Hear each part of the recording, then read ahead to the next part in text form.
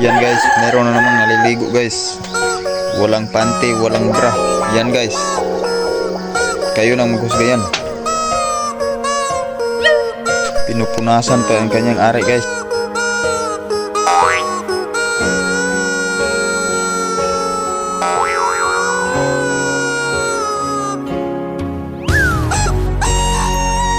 Grabe guys. Ang panahon ngayon, grabe yung sexy talaga niya. Yan guys.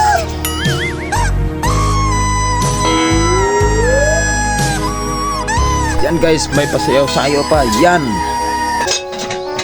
Tingnan nyo guys.